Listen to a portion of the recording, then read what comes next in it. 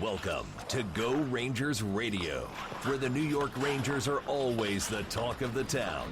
If you bleed red, white, and Rangers blue, hail the king, follow the bread man, and know how to spell Capo Caco, then you've tuned to the right place. And now, here are your handsome hosts, Kevin DeLury and Paul Cuthbert. They're not always going to get it right, but you can be damn sure they'll pretend they are.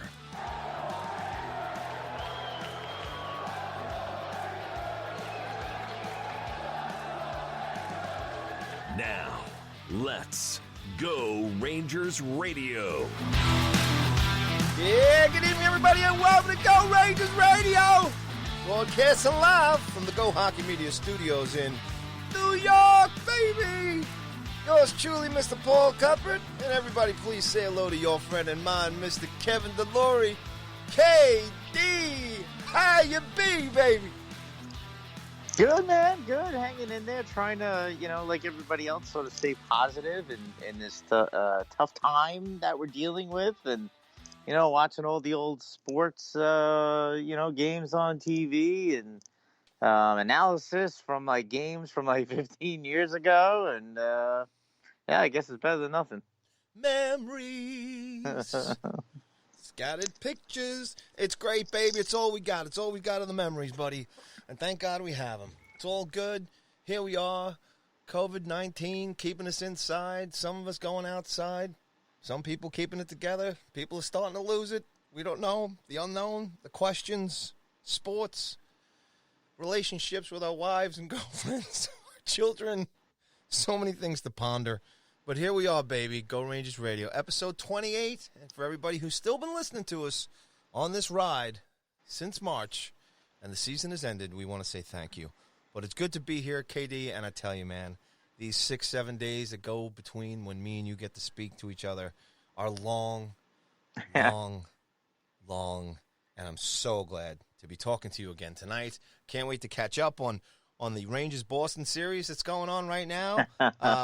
Talk about some of the games that MSG is playing, the retro games. Is good stuff, and we got some things to talk about, have some fun. But mainly, that's the main thing right here.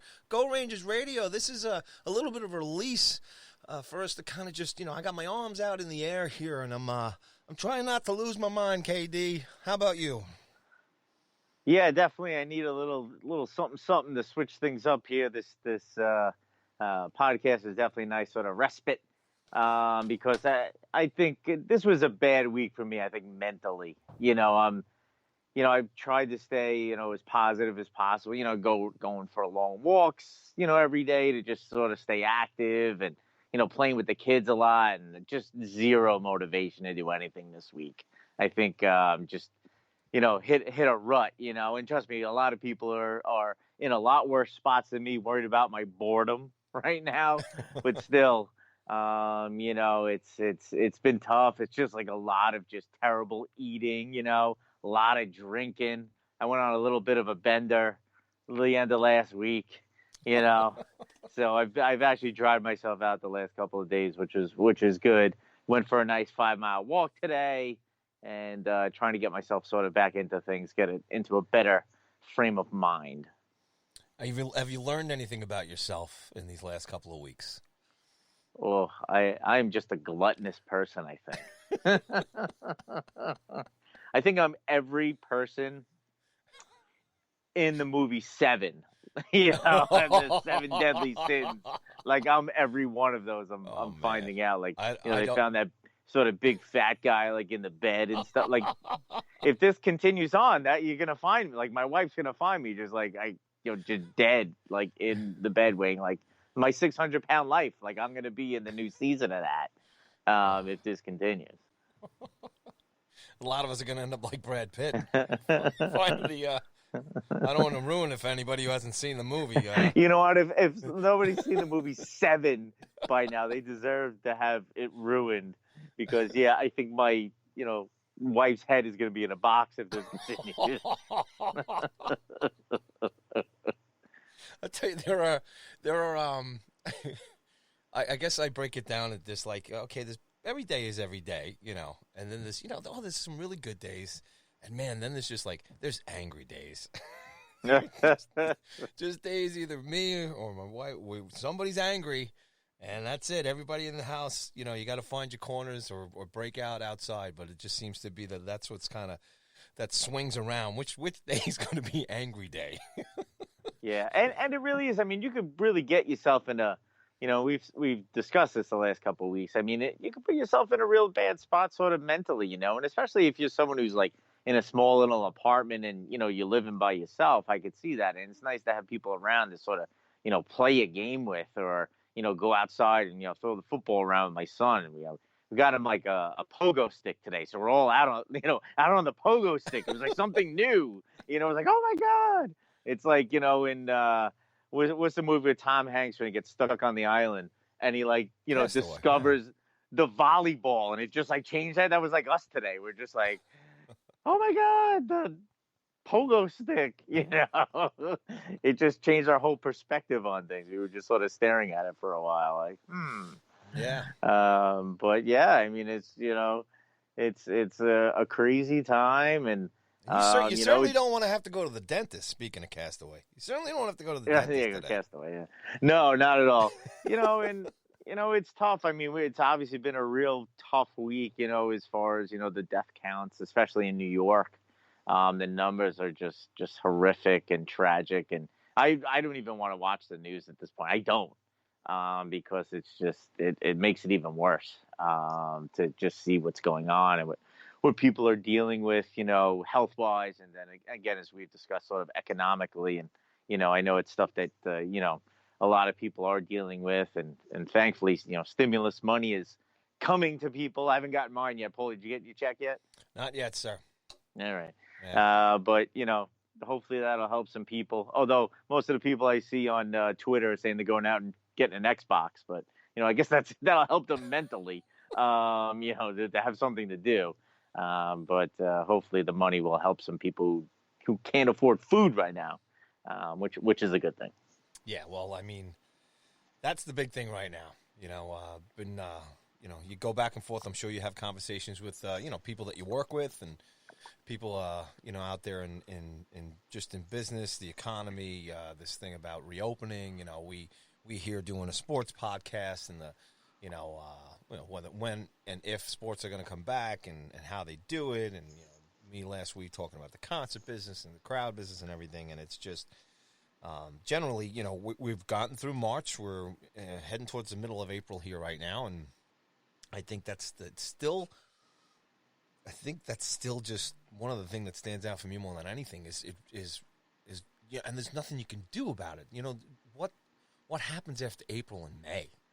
You know, where are we going to be? And that's the thing with, you know, the financial part of it, money for everybody, all the different economic breakdowns, how they get this money out to each other, and you know, whether it's the local government, federal government, everybody trying to do the whole main thing here and stuff. But just the, you know, the weight. And, you know, you're talking about people joking around with their money going to get Xboxes. Everybody better hang on to everything as much as they possibly can, man. And you know, you start seeing people, you know, on social media, and people are starting to break down, and it's, you know, and that's the thing that kind of bugs me. All I'm going to say is I'm glad we live in New York, because there's some batshit crazy stuff going on in other states right now, and I just don't. They have no idea what's coming for them.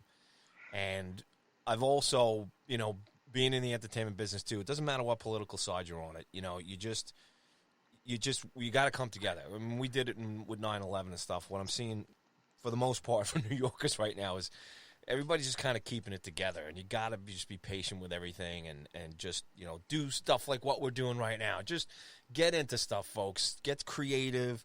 Find things that can make you laugh and can, you know, just keep your mind off things and have fun. I'd say the other thing, KD, too, is thank God the nice weather's coming around, and hopefully, you know, as far as just general activity and, you know, just, you know, for me, you know, getting back into shape and getting on the bike and going out there and doing my thing. I think if I don't have that, I think that's when I'll start, you know, because that'll be my release. It's just if I can just throw the tunes on like I do every spring, get on the bike, and I go hard for like April and May and early June just to kind of crush some pounds before the summer and stuff like that. That's the things that you got to do. You got to find the release, do the things that you can do, have fun, stay in touch with your friends, and try and avoid the political crap and getting into those conversations and everything else. Because when it all goes down, we're all together here. So, and I know, me and you living out here in Long Island, the suburbs and everything else like that, it's, you can walk out into the block. You can tell me, KD, how you're feeling. Like I said, you know your neighbors around, and everybody's doing their own thing, and you can kind of look down the block and say, all right, everybody pretty much down here is pretty much level-headed, and we all have kids, and we're just hanging in there. And I just think that's all we can do right now because, man, they're talking about no concerts and, and I'll bring this up the last thing here, too. Is like I said, until there, and this goes into sports and hockey and what we're going to have some fun talking about tonight is until there's rapid testing, until there's a vaccine, how do you do it? I mean, I was talking to another guy today, business owner, in terms of how they're managing their restaurants and their staff and bills, and just it's unbelievable the depth and the many different webs that this thing kind of extends to, man. And I think all we can do right now is just try and stay positive and entertain yourselves as much as we can. Yeah, I think the testing part is huge because, I mean, without it, I mean, you're essentially flying blind. My wife and I were talking about it earlier tonight, and we're just like, of the people who are still, being hospitalized right now, we're like, well, who is being hospitalized? Like, who is getting this virus? Is it just, healthcare professionals? Is it, first responders? Like, what percentage of those people make up who is being hospitalized right now? Like, are the people who are just going to the grocery store getting it? Like, what percentage of those people? Or, like my wife, and I can't even make fun of her anymore because I just don't know. Like, she's like wiping down the cardboard boxes that we're getting, packages in, and then wiping down the stuff that's in it. And I'm like, I don't even know. Like, are people getting it from that? And until you really have that information, and I really don't think it's out there. I mean, Paulie, unless you're seeing that, it makes it even scarier, I think, where now, I mean, Cuomo today has essentially said if you go out, you need to be wearing a mask now. If you're in a place where you can't find 6 feet or you can't social distance. So, I'm assuming that's grocery stores, and most of the grocery stores these days are basically pleading with customers to come with a mask on now. And most likely you'll probably be asked to, leave, or maybe they'll have some for you to put on. I'm not sure how they're going to enforce that, but I think that's why he has to do that today because there's no testing. I think that's the reason. You're flying, like I said, you're sort of flying blind with it, and then until you can get the sort of the platelet tests, and see if you've even had it. Like, there's some people who have had it and may not even have known it. So, I mean, that's a huge thing too, because those people have now built up immunity to it, and you may have the ability to start getting some of those people to work initially. However they're going to roll this thing out, but unless you know whether somebody had it or not, you can't do anything. So it's one good thing I did see, and I don't know, I guess golf is one of the few sports that maybe you could pull it off. I mean, without crowds, but still doing some type of competition. Is the PGA is saying they're looking to get back in June, which would be nice. I mean, I enjoy golf. I'll take anything at this point. So maybe that's the first sort of sport. You see how it goes, and you take it from there. But I don't think there's going to be any type of crowds or anything there. So who knows? We'll see how that goes. But maybe that is the first step. Again, I mentioned it last week. I saw something online. I think it was in Korea, more baseball. It was like a real game today. So I was actually watching a little bit of that. Something. It was like anything. Again, no crowds or anything, no fans.